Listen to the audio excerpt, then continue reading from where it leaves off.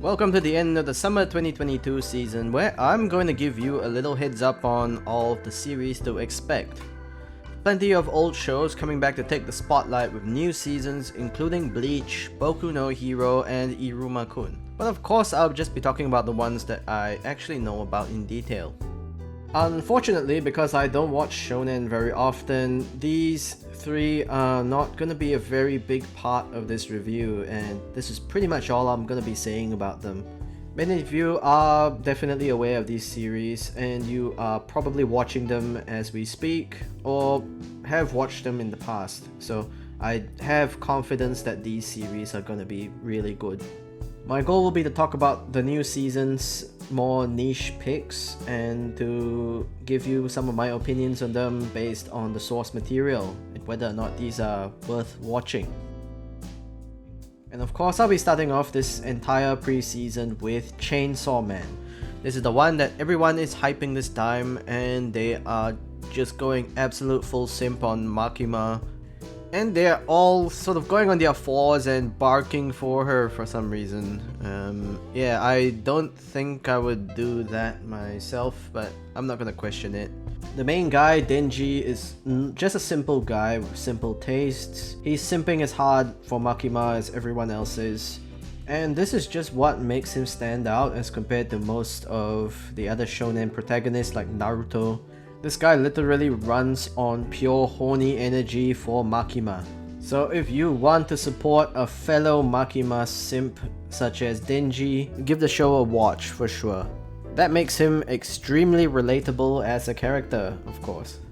Jokes aside, apart from the whole Makima fan club that formed in Twitter, this anime is basically the doom of anime. Expect a very angry chainsaw demon with a chainsaw on his head and arms. And I think even the Doomslayer himself is going to be very, very jealous of him. As far as this show goes, it is going to be extremely bloody and guts spewing everywhere. So if you are squeamish, I advise not to watch this show.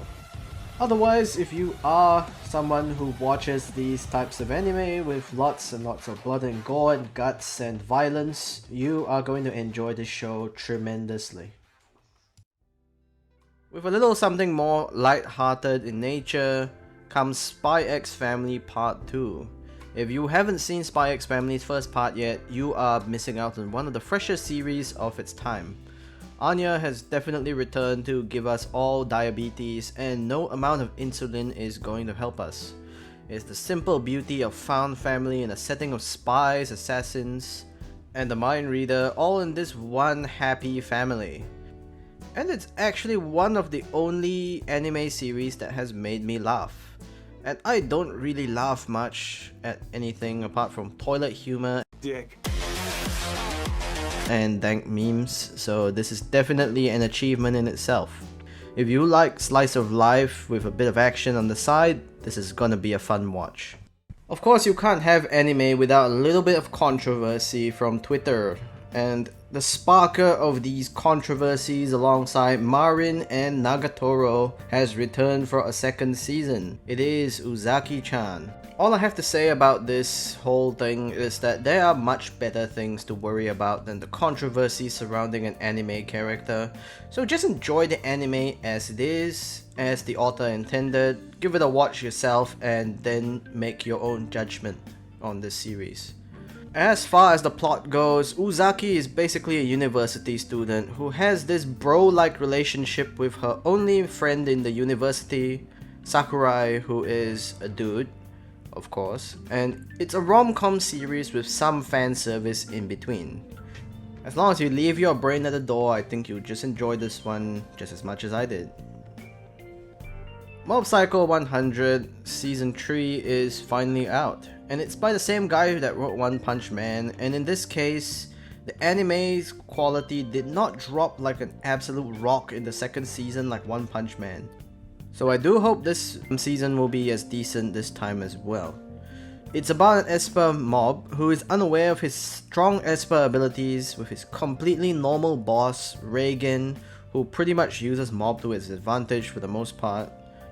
And well, the low self-esteem mob sees Reigen as this boss to look up to. Their relationship is a little bit like Rick and Morty, minus the humor that will border on cancellation. And Reigen, the Rick of the series, is the main source of humor because his dialogue is written in such a way that it's so witty, and he just comes up with the biggest bullshit that he can possibly come up with in order to get himself out of sticky situations. And he has zero powers at all, and somehow gets out of everything with zero damage.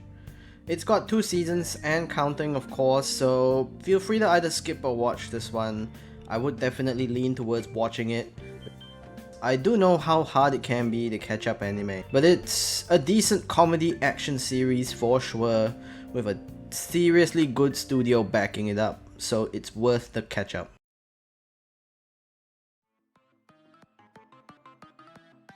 The Eminence of Shadows is basically the comedy version of an isekai, where the main character is the leader of this villainous organization, and he is the Eminence of Shadows, a man who has basically recruited an entire army of dangerous waifus that manipulate the world from behind the scenes.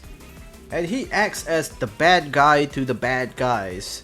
Except the twist is he has zero idea what he is doing, and all he does is roleplay as the villain to stop the actual villains' plots through his own deep, dark fantasies. By that, I mean making up absolute bullshit from thin air, which turns out to be real, and the true bad guys of the entire series have zero clue what is even happening, because the main character is just predicting all of their moves from his bullshit. It's a refreshing scenario with some of the most ass pulls I've ever seen in a manga. The main character is absolutely hilarious, and I am definitely glad this one is getting an anime. Tensei Shitara Ken deshita, also known as Reincarnated as a Sword, is probably one of the few that I've been looking forward to for quite a long time. It's basically your usual isekai, except the main character is reincarnated as a sword, as the title suggests. One fateful meeting with a small cat girl, Fran, who's being chased by people trying to sell her into slavery, and they become the most powerful team of master and student that rely on each other to become the strongest warrior in the world. I might have said master and student relationship, but everybody who read the manga calls the sword her dad as the running gag, and I'm gonna call it right now, sword dad is best dad. The series does have some good power scaling of enemies, so the main character isn't all invincible and ends up in a few serious situations that sword dad's powers just can't get them out of at times. It's really worth keeping an eye on, and it gives a slight twist to the whole isekai genre that is getting kinda stale. And I guess that is what we are looking for if you are looking for an isekai anime to watch. This will be one of them. Akuyaku Reijo is the classic genre of the otome game Villainous on the verge of a bad end because the prince or something decided to annul his marriage with her. And of course, plot twist, the main character is a person from Japan who got reincarnated into this otome game Villainous, who realizes they are on said bad end. And in this case, it's seriously similar to the true queen of otome game Villainous herself, Bakarina, and I seriously hope you've seen that series, but if you do like series like this in genre, you will enjoy Bakarina. It's an absolute mess. So back to Akuyaku Reijo, the main gist of the story is that she is trying to stop her bad end, which is to become a commoner and basically get tossed out by her parents. So she ends up trying lots of hilarious methods of trying to get together with the Demon Lord and failing miserably, while he slowly starts to fall in love with her over time. Basically a rom-com series with a fairly dense-ish protagonist who's aware of what they're doing, but they just don't realize that they're doing a lot of weird things just to try and get together with the Demon Lord. At the very least, it's gonna be quite a funny rom-com series, that's for sure. Of course, last but not least, comes the successor to Isekai Meikyu. Contrary to its cutesy appearance and colorful art, this show is going to be extremely spicy. The entire manga was basically about a bunch of girls with this one dude in the party who's trying to respect them as much as he can, but all the girls tend to do is lose to the mobs in the forest and end up in very strange situations because of some strange phenomenon that's going on with the monsters. It's an ecchi comedy, and I really am guessing it's gonna be uncensored and censored as well. If you do enjoy the normal aspects of the fantasy genre of allies adventuring to fight a great evil, and you're not a fan of fan service, do not touch the first episode. If anything, I would probably recommend Danmachi, which I watched a couple of days ago from writing the script, and that will definitely be a lot more entertaining to you if you like generic fantasy. But of course, on the other hand, if you are cultured in the ways of the anime fan service, then yes, this is definitely for you.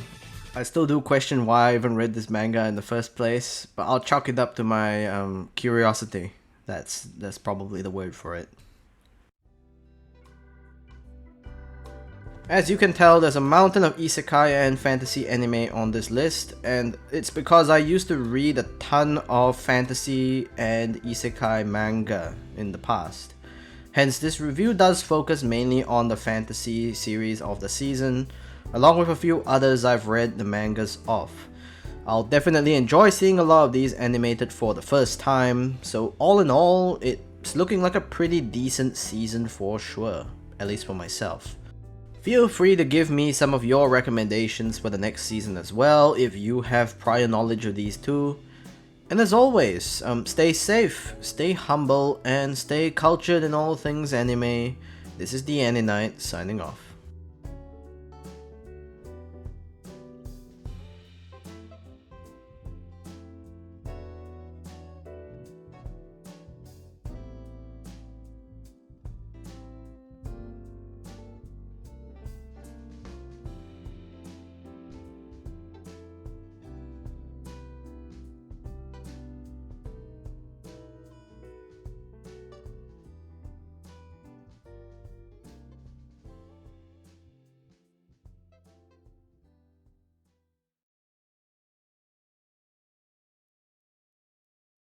What the dog doing?